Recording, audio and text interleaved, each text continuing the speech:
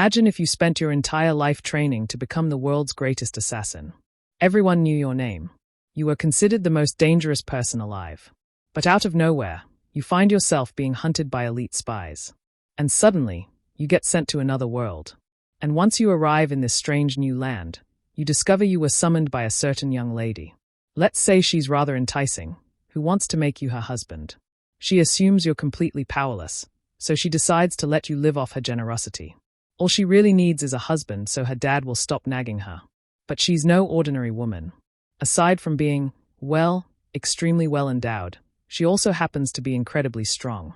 In fact, she's one of the most respected generals in this world. So, what would you do? Would you tell her the truth that you're a highly trained killer? Or, after a lifetime of violence, bloodshed, and survival, would you just give in and enjoy the easy life as the Empress's kept man? Honestly, I'd be tempted. I'd probably go back and forth on it. But what's our guy going to choose? At this very moment, the story shows us he's still being chased by the assassin guild he once belonged to. During a chase, there's a sudden explosion. And then we cut to the Empress performing a summoning ritual. She declares, "In the name of the spirit that dwells within me, I summon a servant from a different time and space." Suddenly, someone appears on her bed, head covered with a cloth. The figure removes the cover, looking around and wondering, where are the people chasing me? He glances around, confused, trying to make sense of the situation. But we already know who this troublemaker is. It could only be our protagonist and the Empress who summoned him. That's Swan. She leans on her hand, clearly disappointed, seeing that the man she called forth looks like just some regular guy. Meanwhile, our shameless boy is already blushing, thinking, gorgeous. That angelic face, that flawless skin. She's like a wild, untamable ocean, a force of nature with an unbeatable spirit. Can't really blame him on that one. Then the Empress sighs and mutters, "You know what? This actually works out. You'll save me a lot of trouble." Choan, still lost, asks, "Who are you? Where are we?" She spreads her arms and replies, "I am the Empress of the Great Yang Dynasty, and from now on, you're the Prince of the Realm and my husband." Our boy just stands there completely bewildered, looking like he got hit in the head. She clears her throat and continues, "Yep, you heard right. Some of my advisors were begging me to marry. I didn't want to be pressured by that annoying minister, so I summoned you for political cover." Our guy's eyes start to sparkle. He's practically glowing.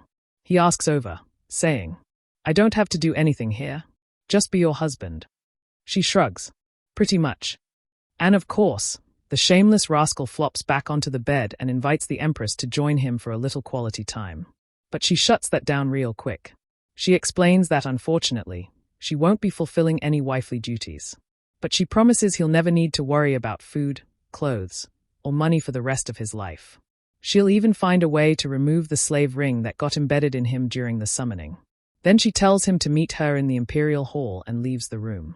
Shawan just sits there, stunned by her commanding presence. He looks down at the ring and thinks, then this is the contract ring she mentioned.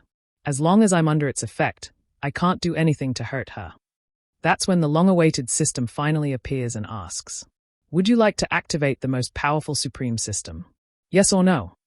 Our guy goes, "Wait a second. I travel to another world and I'm being offered an overpowered system on top of that." Of course, he says no. Yeah, I really thought he'd say yes too. But hey, our boy knows what he's doing. Then he starts talking. "I was adopted as an orphan when I was a kid. I had to kill and train non-stop just to survive. Because of the assassin guild I work for, I didn't even have a say in who I took out. Wanting to be the strongest, I already walked that path. I'm done. What I want now is right here. Is there anything better than being a pampered prince with zero responsibilities?" He sits down, satisfied. But then the system goes, "Because you declined, we'll now erase your memory and move on to another candidate." Shirao Tan just stays it down. And then the system starts glitching. System log happy smiley. Sign failure. Attempting to disconnect. Sign failure. Trying to forcibly bond with user. Sign failure. Host belongs to ultradimensional plane, Earth. Entering parasite mode. Sign failure. The system is bugging out hard. Trying every trick in the book, and nothing works. After 9,999 failed attempts, it gives up and pleads, "Can I at least be your assistant, please?" Our boy just stands there thinking to himself. So now this thing won't be my system anymore. It'll be my slave. Now that I can agree to. He decides to give the system a name, One Cow. Immediately, the system warns him. Dear master, please hold your breath. Otherwise, there may be unnecessary consequences. Shoin's confused, but the moment he takes a breath, the nearby plants start disintegrating. The system panics. No, don't do that. Suppress your power. That's when he realizes he's become a bit stronger. He asks the system to explain what's going on. The system replies, on Earth, people are bound by 490,000 dimensional rules. That's why you're so overwhelmingly powerful. Our guy asks, so, how many dimensional rules does this world have? The system answers, 3,000, which means he's 470,000 times stronger now. Naturally, Shaoan wants to check out his status window. And what shows up? Turns out he has the bloodline of the ancient Chinese dragon descendants, a bloodline so rare and powerful, the system doesn't even know how strong it truly is. Big guy decides he wants to try out his power a bit. So, he heads to the martial arts training hall. He spots a rack of swords and casually grabs one. I'll test it with this, he says. But before he even finishes the sentence, the sword snaps in his hand. He mutters, TCH. This Empress sure doesn't take good care of her weapons. The system chimes in. Weapons in this world are ranked from 1 to 9. That one was ranked 6, so it was a pretty decent weapon. He grabs another, more carefully this time, using just his fingertip. Gives it a look and goes. This one looks all right. As soon as he touches it, crack. Shattered again. Our guy gets frustrated and chucks it aside. All right. Message received. At the very least, I'm strong enough. Doesn't matter if the weapons are garbage. Not like I planned to kill anyone this time around anyway. He walks out of the hall. Time skips. The next day, he wakes up and notices someone lying beside him. He's got very good company. Startled, he asks, wait, did we? The Empress is blushing, gazing at him. Still half asleep, he cups her cheek and mumbles, did we actually do that? She ignores the question completely and asks if he slept well. He replies, I slept great, but am I in the wrong room or something? She explains she had to stay the night so people wouldn't get suspicious. A married couple sleeping in separate rooms on their wedding night? People would talk. She gets up, elegant as ever, and says, I'll send someone to assist you if you need anything. Then she turns around, radiant as always, and softly apologizes. I'm sorry for summoning you here for my own benefit. Our boy is grinning from ear to ear, thinking, this woman is incredible. Not only is she majestic, but she takes care of me, too. Easy life. Here I come. Night falls. We cut to the Empress asking, is the situation in the north really that bad?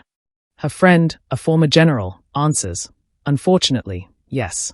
The barbarians are already starting to invade, and based on our intel, the sacred barbarian will be there, too. The Empress slams shut her little notebook and says, then I'll go take it back myself.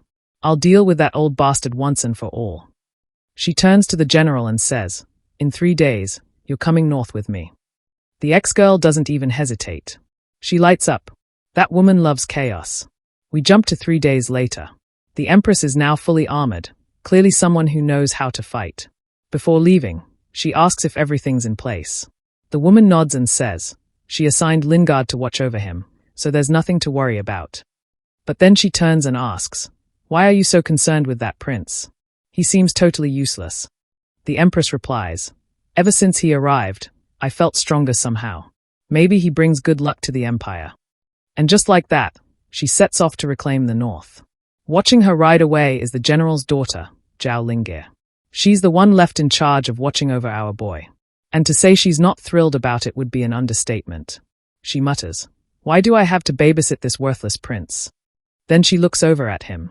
Her Majesty is amazing. So why'd she marry a weirdo like that? But just then, out of nowhere, someone snatches Shirao Tian. She doesn't even notice. And what does our boy do? Keeps calmly eating his roast chicken. He's thrown down in front of a group of shader-looking guys. One of them, wearing what looks like a half mask, turns and asks, are you sure this is the right guy? That loses the Empress's husband. Lingard, who should be helping him, is just sitting up in a tree watching everything, convinced he's a total idiot. As soon as the kidnappers move away a bit, she jumps down, grabs his hand, and says, "Come on, let's get out of here." But right then, he disappears. Turns out our Lingard was fooled by an illusion item. Now she's the one trapped in a spiritual cage.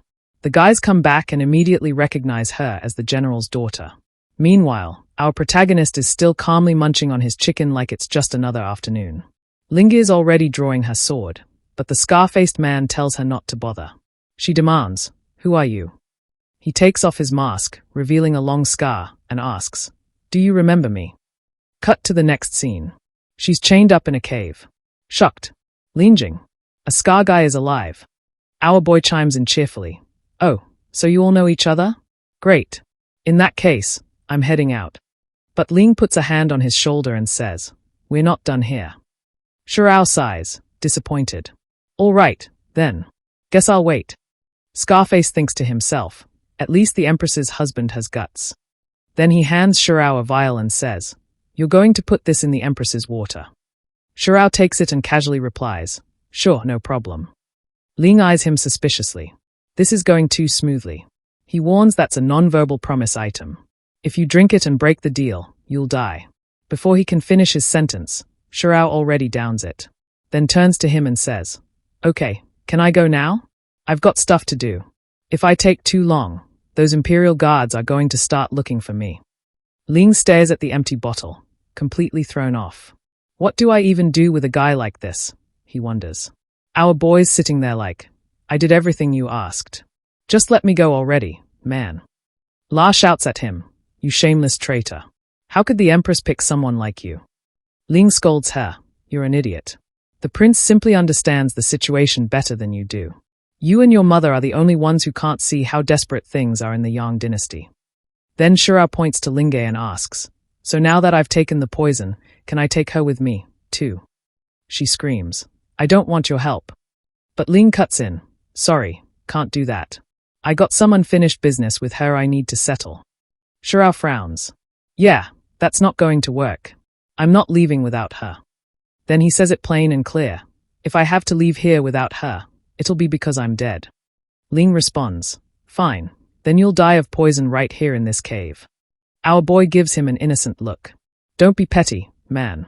I've been nothing but cooperative." Suddenly, one of the henchmen behind him snaps, charges forward, and goes to punch him. The guy's fist swings just near Shirao's hair, and Linge flinches. He's just a regular guy, she thinks. How's he going to survive that? But when they look again, he's still sitting there, yawning. Both of them freeze, stunned. How is he this calm? With a serious expression, Shirao says, "Are you going to move that hand or not?" The guy still has him by the hair. Shirao just mutters, "Don't touch my hair." Then he gives a lazy side punch. A huge explosion follows.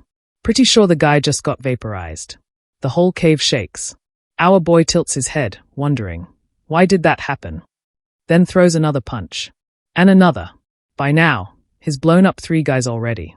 The masked guy falls to the floor.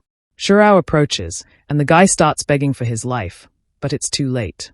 With just one stare, Shirao makes him disintegrate. He literally killed the guy by looking at him.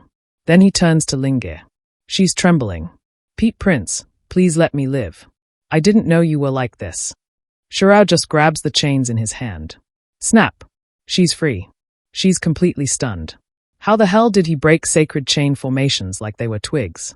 He looks at her and says, "Silly girl, why do you think I hurt you? Just sit here and don't move. I'm going to go clean up the evidence." And then he Hulk jumps into the sky. Far off in the distance, 2 mountains rise. Lingard, smiling and dazed, mutters, "What the hell? Am I seeing things? Is that a mountain hopping around? Wait, why is a mountain heading this way?" And there he is. Our Chad hero, carrying a whole mountain.